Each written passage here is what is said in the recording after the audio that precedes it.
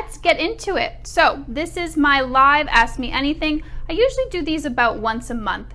So it gives you guys a chance to get your questions answered and just to get some clarity on things that you are struggling with in your life and in your dating experiences as well.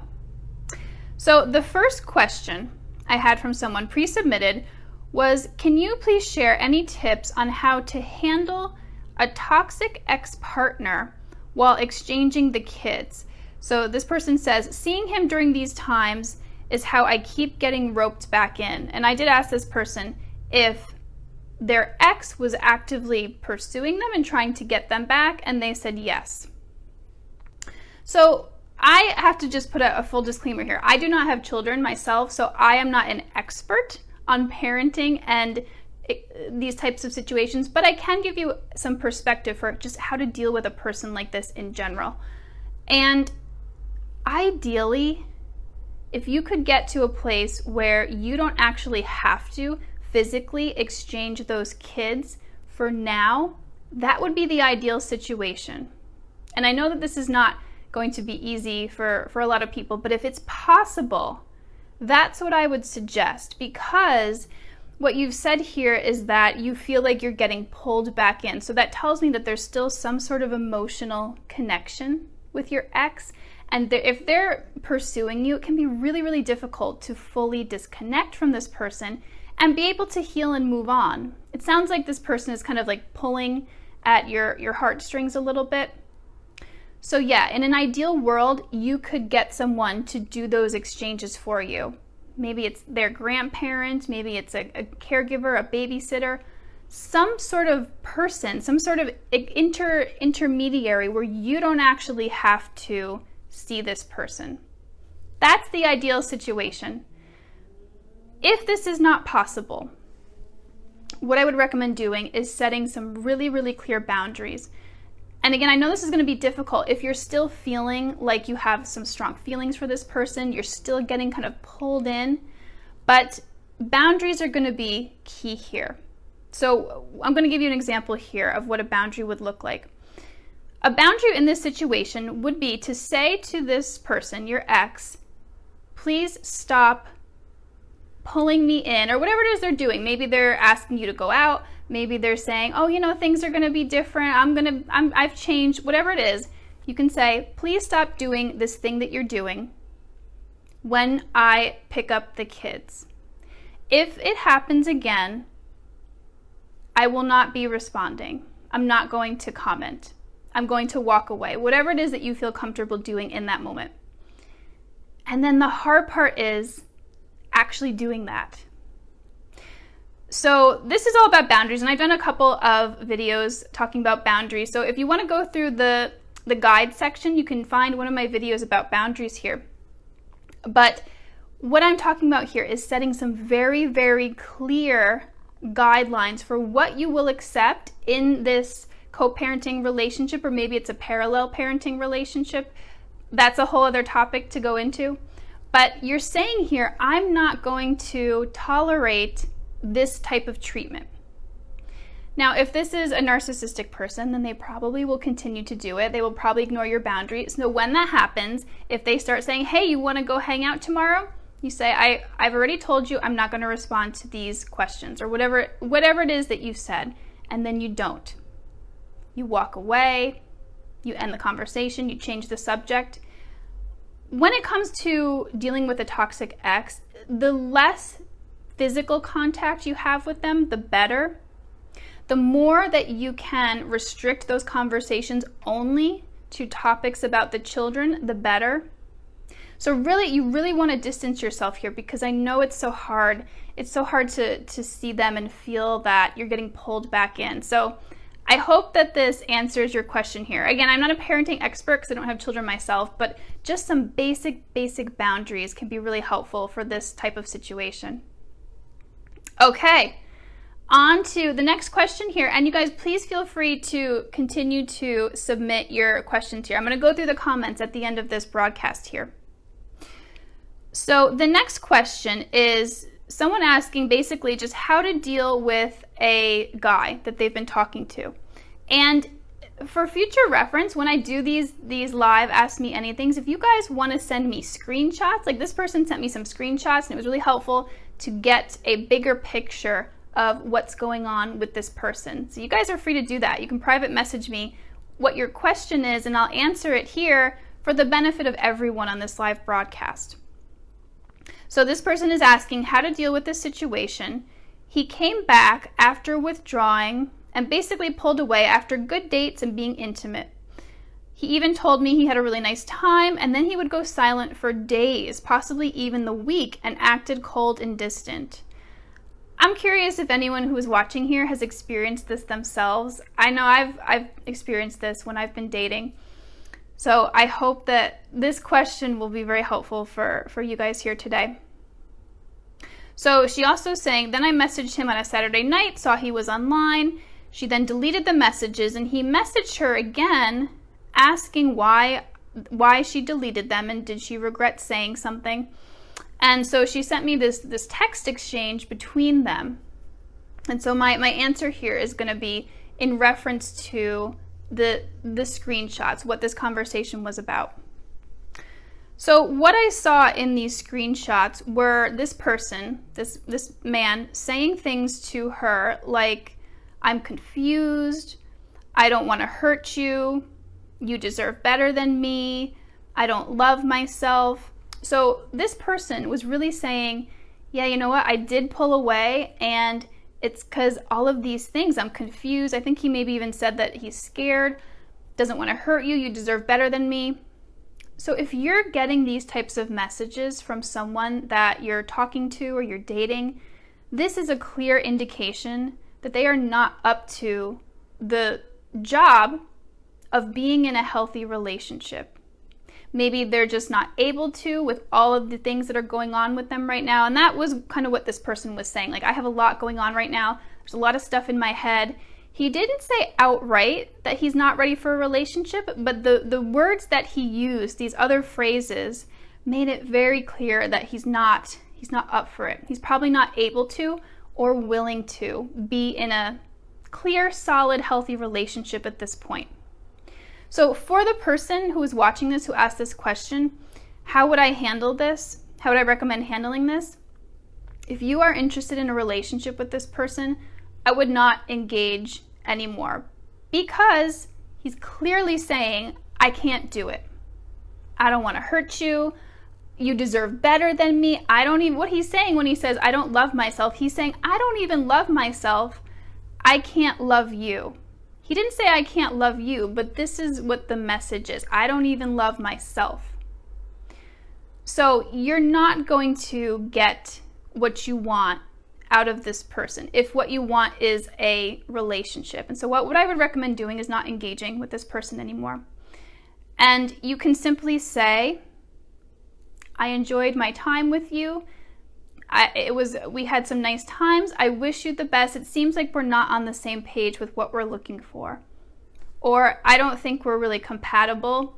I wish you the best. Just something short and sweet that says, you know what, I'm recognizing here that we're not a match. And I think what he also did say, it's not you. So what he was really saying is, I have a lot of stuff going on. It isn't you, it's all my stuff. And this is all of the stuff that's going on. And the subtext of it is, I can't be in a relationship. It's very tricky because someone like this, they won't say clearly that they're not ready for a relationship. They'll say all these other things, yet they'll probably still keep talking to you, which is really frustrating, right? They will probably keep you on the hook. They'll keep talking to you. Maybe they'll even keep seeing you. Maybe they'll even keep sleeping with you. But they'll continue to say, I'm confused. I don't know what I want. I don't want to hurt you. You don't deserve me. So they're basically kind of just stringing you along. Maybe they like seeing you for company. Maybe, they just want something to do. It feels good to be intimate with someone. It feels good to have that connection, but they are not ready to be that full-on relationship partner for you. And usually they tend to just keep you around for as long as you'll allow it. So to the person asking this question, if a healthy relationship is what you're looking for, it's not going to be with this person. That being said, I also would not recommend waiting around for this person. Sometimes the temptation can be there to think, well, okay, he says that he's got a lot of stuff going on right now. Maybe if I give him some time, maybe if I just be friends or we just hang out once in a while, he'll figure all this stuff out. He'll break out of his confusion. He'll start to love himself, and then maybe we have a chance. I don't recommend doing this because there's many things that can happen here. While you're waiting around for this person to essentially choose you and to decide that they're ready for a relationship with you, this does a number on your self-esteem, your self-love, your confidence. It can be really, really difficult to be in the presence of someone who you want to be in a relationship with, and they're like, yeah, I'm not ready. I've got too much going on, but I'll still hang out with you. I'll still spend time with you. So it's actually detrimental to you to wait for someone like this. And even if you do decide to wait, they could come around and decide they're ready for a relationship, but maybe not with you. So I never recommend waiting for someone in a situation like this. And let me know from you guys, if you have experienced something like this, have you waited before? What was the outcome? Let me know here. I'd love to hear. But yeah, how I would handle this, again, is to just stop communicating with him. Save your time and energy for someone who's ready, who does know how to love themselves, who isn't confused, who realizes that you're an awesome catch and they want to be with you. So I hope that this answers your question, and I hope that this was helpful. All right, guys, submit your questions here. I think I only have about one more pre-submitted question. So I'm going to save some space for your live questions here. Okay, so the next pre-submitted question was, what do you do when you feel burned out on dating? Is it normal? And am I giving up if I take a break? This is a really great question. So feeling burned out on dating is so normal. So normal.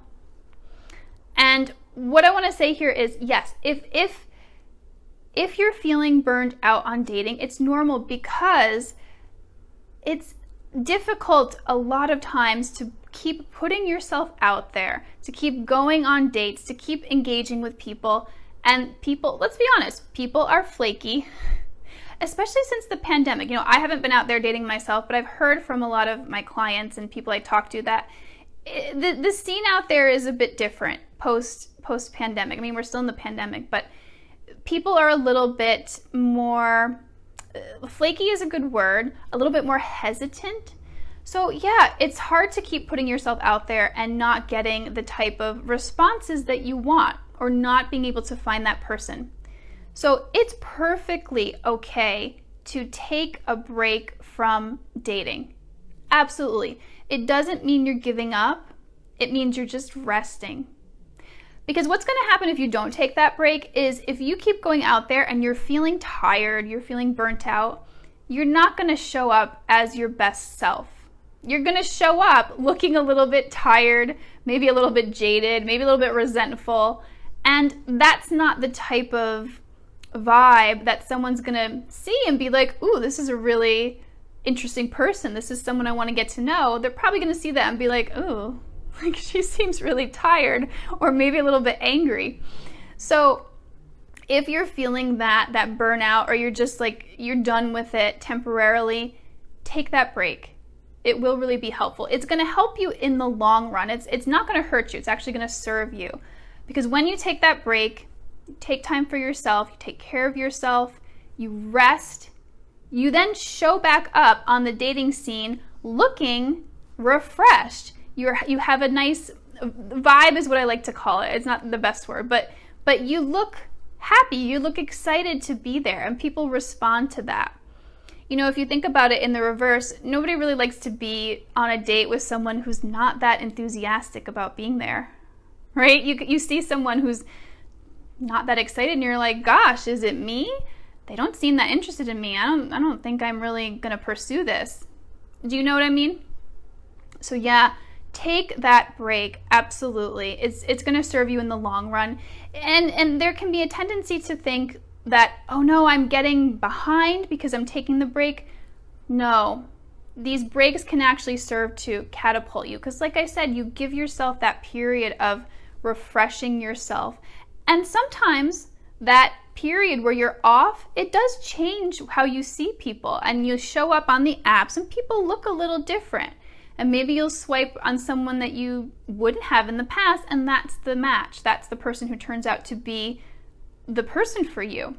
So yeah, absolutely take that break. I highly recommend it if you're feeling tired. It won't, it doesn't mean you're giving up at all. You're just being smart about it. You do, as with anything, you do have to pace yourself when it comes to dating. Okay, so let me see what you guys are saying here. I love it. Okay, so Cassie said, yeah, I waited after being friend zoned. He had a lot of grief to process and work through. That was 4 years ago, and he's had several failed relationships since then and still has a lot of work to do on himself. Yeah. I have compassion for him, but I'm grateful for how things turned out now. I would have been anxious and unfulfilled in the relationship with him, just like I was for the short time we dated. Thank you so much, Cassie, for sharing this. Yeah, this is a great sort of cautionary tale here. You didn't end up waiting that long, but for this person, it's still been 4 years and they're still having a really hard time. So I don't know about you guys, but I wouldn't want to wait 4, 5, 6, 7, 8 years for someone to get it together and be able to show up for you in a relationship. It's not good for you. It's not good for your self-worth and your self-love and confidence. So yeah, Cassie, thank you for sharing that with us. So Summer has a question. Thank you for the question, Summer. So what's another way to meet people other than dating apps? I feel like I have had nothing but horrible experiences with these dumb apps, and I don't like the bar scene. So I feel like, where do we meet good men? Summer, that's a great question. So one of my personal little favorite places to meet people is Reddit. I know it sounds kind of crazy, but Reddit has, what do they call it? R for R, personal sections. And I have heard of people who have met partners on there. It's turned out really well. So really what I'm saying here are, there's so many other ways to meet people online other than the dating apps. I actually met my partner in a forum. It wasn't on an app, but we were in a common interest forum. We were following a spiritual teacher that we both were interested in, and they had this teacher had a forum, and that's actually how we met. So common interest groups are really good ways to meet people. You can go on Facebook and join groups, and you don't have to go out there and be like, hey, I'm looking for a partner, but just post about yourself, post about things you like, and then just start engaging with people and see what happens. So you don't need to go in with the intention of, I'm looking for a guy. But if you start posting and making connections, it's a great way to meet people. I've heard of a lot of people who have met men or partners on Discord servers as well, which are, if you're not familiar with Discord, it's like a way to chat with people. So those are some online methods, but in person, it's difficult now with the pandemic, but you can still meet people. So I would recommend joining common interest groups, like meetup groups. Those can be really helpful. Really what you want to do is go out in the world and do things that you are naturally interested in, because then you show up as this person who has interests, who has some passions, who does fun things, and that's very attractive for people. So I do suggest going out there and doing things that interest you. Hopefully they're not solitary interests. You do want to have some interests where you can meet with a group of people. But yeah, Meetup is great. You can go online and look up community events and just see what's out there. Sometimes people meet their partners through sports groups. I know, again, it's hard to do these because of the pandemic, so you might want to stick to more of the online stuff for now. But if you feel comfortable going out there and doing that, those are some ways you can meet people. But also, please do keep in mind that there are still good people on the apps. If you've had a lot of bad experiences, it could be that there's some deeper stuff going on. Now, this doesn't mean that this is your fault in any way. That's not what I'm saying at all. But what it could mean is you might be being drawn to a certain type of person, skipping over the healthier person because of some subconscious stuff going on. And this is what I focus on in my healing program. And a lot of the women I've worked with have now gone on to have healthy relationships and meet people who are great off of the apps because they've done the healing work and they actually choose differently. So to whoever's asking this, if that's something you're interested in doing, if you're interested in working with me, let me know. Just send me a message. But that makes a huge difference. I was talking, there was someone who posted in here asking a similar question, like, I've just had it with the apps. I get it, you guys, I totally get it. I hear the frustration, but you can find good people there. You just have to know what to look for. And what also matters is how you present yourself on the apps. Your pictures do make a difference. Now, this doesn't mean you have to look like the most glamorous model here, but just making sure your pictures are good, have good lighting. They're not blurry. They show you in an attractive pose. Just simple things like that make a difference. Also, some of the things you say in your bio. If you're wanting to appeal towards men or people who are looking for a more serious long-term relationship, filling out that bio a little bit more fully shows that you have the desire to put in effort into a relationship, and that appeals to people who are looking for healthy relationships. And there's a lot of other things you can do. I actually go through my clients' bios and help them with their pictures and what they're saying, just to present yourself in the best possible light. So that's one thing you can do. But also, like I said, when you have a lot of subconscious stuff going on, you will literally swipe, I forget if it's swipe left or swipe right, you'll swipe by people who would be good matches for you. This was my experience. Before I did a lot of my healing work, I was going on the apps and I was meeting people who just weren't it. They weren't the type of people that I was looking to meet. And partially it was because my bio wasn't the best. I wasn't saying I wasn't presenting myself in a way that was appealing to people who were looking for a healthy relationship. But also I wasn't choosing those people. There was something about me that was being drawn to these types that weren't going to be healthy for me. So I'm just putting that out there. If you keep having that experience where you're just meeting the same people, there could be something deeper going on. And please then do reach out for help, because this is what I specialize in, shifting these deeper subconscious patterns. Okay, so I hope this helps. Let's see here. So Jessica has a question here. So if you have a tendency to meet avoidant men, how do you change the type of man you're naturally attracted to? Great question here. The last 4 guys I've dated have all been avoidant, and I have felt anxious and not happy, so I just pulled out of dating. Yeah, so Jessica, it's perfect timing to ask this question, because it carries over what I was just talking about. When we have a lot of subconscious stuff going on, a lot of wounds, or a lot of beliefs about love and relationships, like I can't trust anyone, everyone always leaves me, a lot of this stuff is subconscious. We're not aware of it. But because of the way our mind works, our mind does not actually want to be proven wrong. Believe it or not, we don't like to be proven wrong. That's that cognitive dissonance. So we will actually go towards people who will continue to prove our beliefs to us. What also happens is those avoidant types, can become familiar if that's what we experienced in our past. If we had caregivers who were avoidant or inconsistent, we'll then be drawn to those types of people because they're familiar. So there's a lot of different dynamics going on. And so if that is the case, when you do the subconscious healing work, when you release the emotional energies, whatever you've got that's making that familiar, it could be shame, it could be fear, it could be anxiety. When you start to release that, you actually start to feel attracted towards a healthier partner.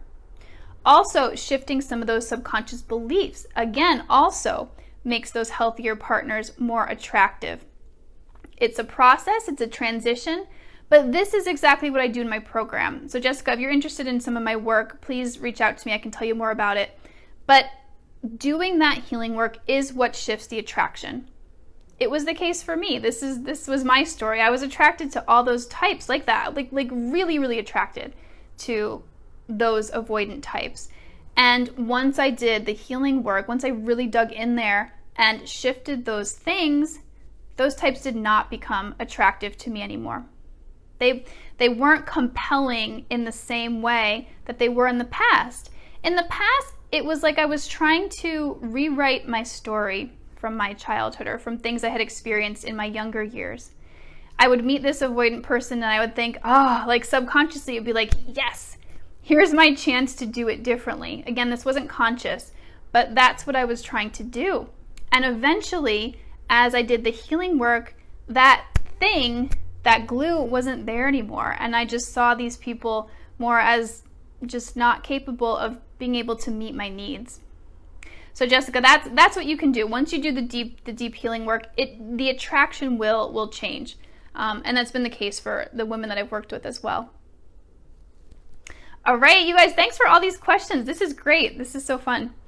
So Melissa's asking, I've heard this a couple times, mainly after first dates. You're a good person, but I didn't feel the connection to you. What exactly does that mean? That's a good question too, Melissa. Hold on, let me have some water here. So without knowing you, this could be a couple different things. If you've had a lot of difficult relationships, you may have some walls up. And that means you're not being very open, you're not being very warm, perhaps, and that's why they're not feeling the connection. It also could be them. It could be their stuff. Maybe they've got a lot of stuff going on. Maybe they're looking for chemistry and excitement and they're not finding it, and they're like, there wasn't any connection. So you would be the best person to know what's really going on here. Does it feel like you could have some walls up where you're not being very emotionally available on your dates? And you can feel free to comment in here what feels true to you. But it also could be a way of just them saying, yeah, you know what, I wasn't feeling it. I don't think you're a good fit for me. That could be just the way that they're phrasing it.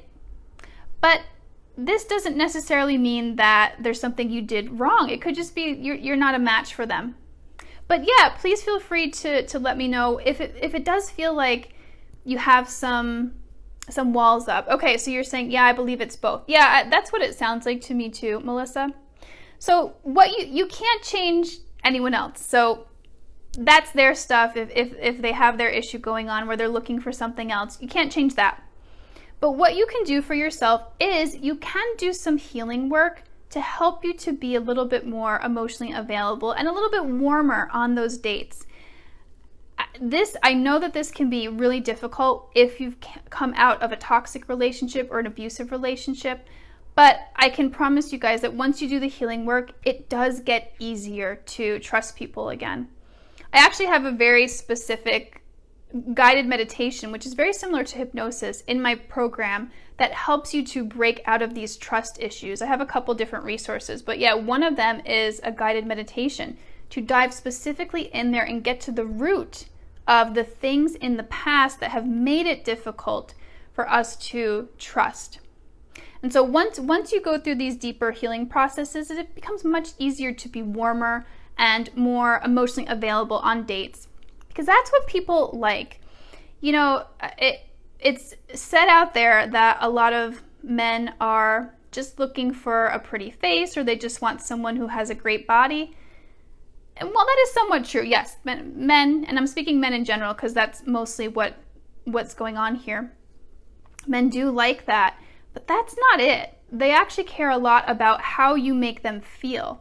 They want to be with someone who makes them feel like they can have that emotional connection, or that they are warm and open to them. They're emotionally available, just like what we want, right?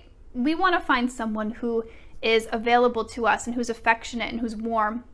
So if you feel like there's some stuff that's holding you back from being that way or showing up that way on dates, I highly recommend doing some of that deep healing work.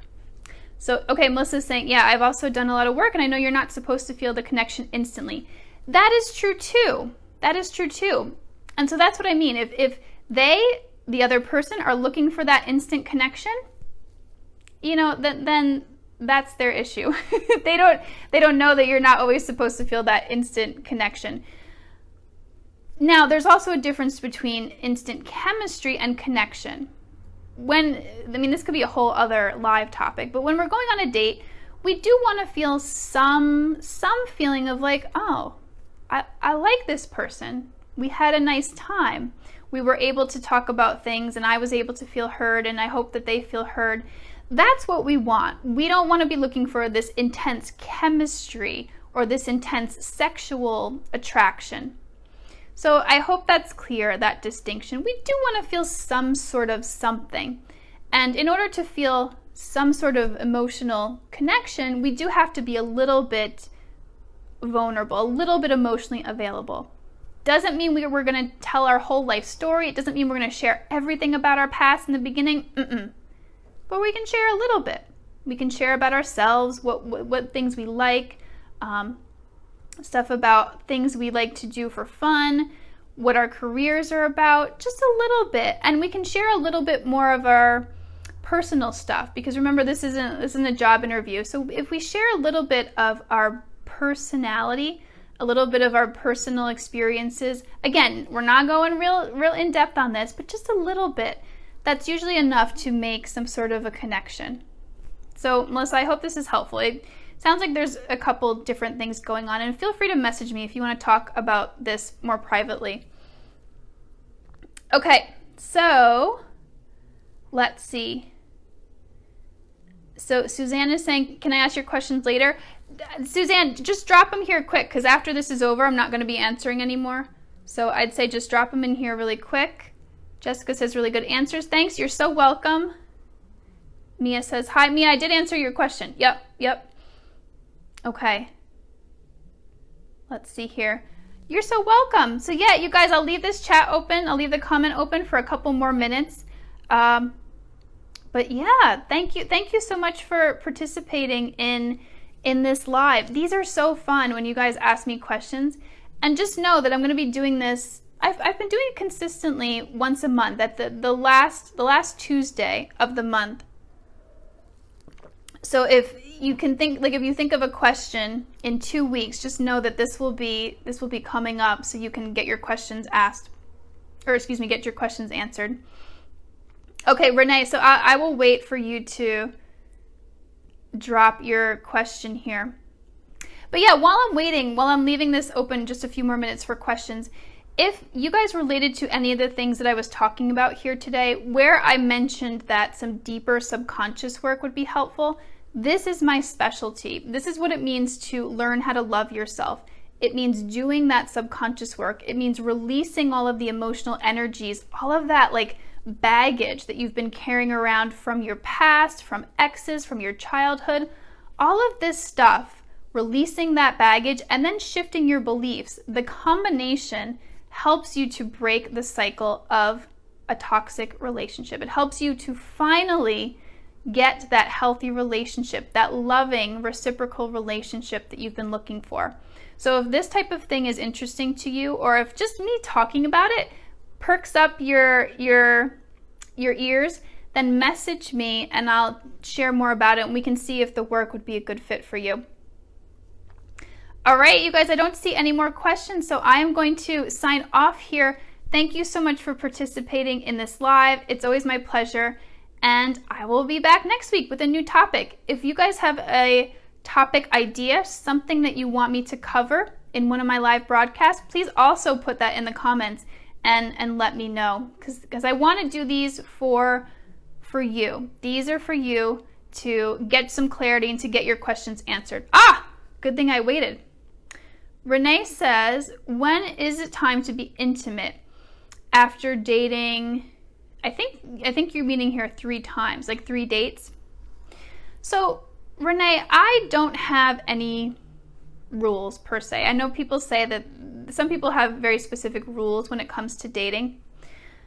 What I will advise is, if you are looking for a healthy relationship, if you want a long-term serious relationship, I would recommend waiting until you're at least exclusive before being intimate.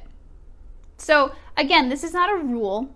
You can do whatever you want, because I've heard lots of stories of people who have been intimate on the first date and they've gotten into a great relationship, and I've heard stories of people who've waited a long time and they've still gotten into a relationship. So you are always free to do what feels best for you. But I do have a general recommendation, and that it's to wait until you're exclusive, at least. Better to be in a relationship, to be calling each other boyfriend, girlfriend before you do decide to be intimate. Again, this is not a foolproof way of doing this, but it minimizes the chances that someone is just interested in sex and then they're going to peace out after that happens. That's what we're trying to avoid. Again, it's not going to be a foolproof thing, but that gives you the best shot, because realistically, people are not always honest when they're talking about what they're looking for. We can hope that, and we would like that to be the truth, but it's not always the case. And people can tell you one thing, oh yeah, I'm looking for a serious relationship, and then you sleep together and they're gone. So if someone is truly interested in a serious relationship and you tell them, hey, like, I've had a great time, I'm looking forward to exploring more with you, but just, I don't have sex until I'm in a relationship. If they are only interested in that, they will weed themselves out. They will ghost, they will not call you back, that kind of thing. But if they're truly interested, then they will. They'll be like, okay, sure, no problem. So that's my general recommendation, and I hope this is helpful. Things are the dating world has changed a lot. Even just when I was out there, like I was out there a couple years ago, it's changed a lot. And it seems like there's a lot more people who are out there who are looking for something more casual. And again, there's nothing wrong with that. But if you're looking for a more serious relationship, then I do recommend waiting. Because again, that's just going to increase the odds that someone is there for the same thing that you are. We always want to ask up front what you're looking for out of a relationship, so maybe this person, maybe they're honest and they're saying, yeah, really, I'm only interested in something casual. And then oh, okay, this person is not compatible because I'm looking for a relationship. And then you don't even go there. You don't even get to that part where you're intimate. So yeah, I hope that this helps you. Yeah, Jessica's saying, I've had that happen to me quite a few times where the guys lie about their intentions. Yeah, yeah. And I'm sorry that you've gone through that, Jessica. And that is why I say better to wait until you get into a relationship. And now I'm not talking like months and months here, but a couple of weeks of dating someone, you both should know whether this is the right fit, at least to start dating. This doesn't mean you have to decide that this is the person you're going to marry if that's what you're looking for. But it's a good enough fit that you want to give it a shot and see how it goes. See if you guys do have what it takes to go the distance. But yeah, that's my general recommendation. There's no certain number of dates, just whenever it feels appropriate to decide that you want to be exclusive with each other. Okay, I think that I answered all the questions here. Oh, no, wait. Suzanne is saying, okay, I've gone on a few dates with a couple guys a few months ago who were fun to do things with. However, I've met a guy who I really click with and prioritizes our time together as well as communicates with me consistently. Okay, good. My question is, how do I nicely tell the other two men that I'm no longer interested? Good question, Suzanne. Yeah, and I'm happy for you that you found someone that seems promising.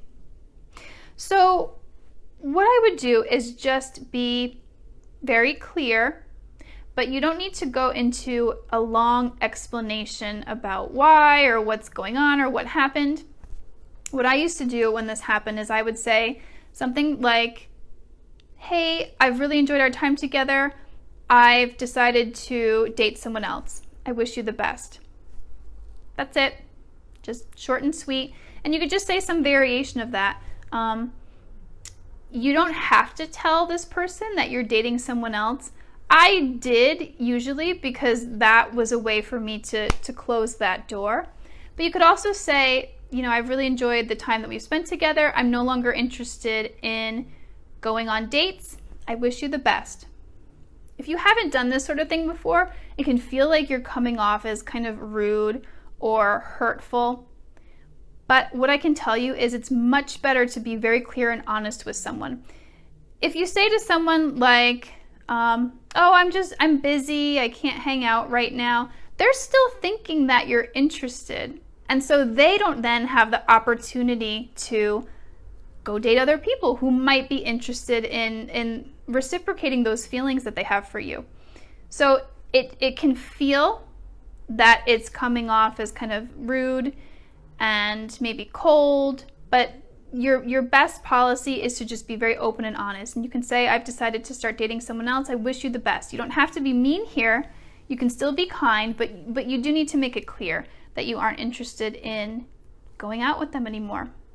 So I hope that helps, Suzanne. Yeah, just don't be afraid to put those boundaries up and let them know what is really going on. And they will be grateful for that. I know for them on the receiving end of this, it's not always going to feel great at first, but it's much better than you keeping them on the hook and them not really knowing what's going on or where you stand. Yeah, you didn't want to over-explain yourself. Yes, exactly. No explanation is needed. You're free to explain if you want to, but it's not necessary. So yeah, keep it just short and clear. This is what dating is, you know? We meet people, we decide they're not a good fit, and we move on. And it's not them necessarily. Sometimes it is, but sometimes it's just the connection isn't there. And so keep that in mind when you're on the receiving end of someone saying, you know, I've decided not to pursue this anymore. Most of the time it's not you. It's their stuff. They just didn't feel like it was a good fit. They didn't feel it was a good connection. It's not personal. So you can just then move on to someone who is really into you. All right, you guys, thank you so much. I will be back next week with a new topic. All right, take care.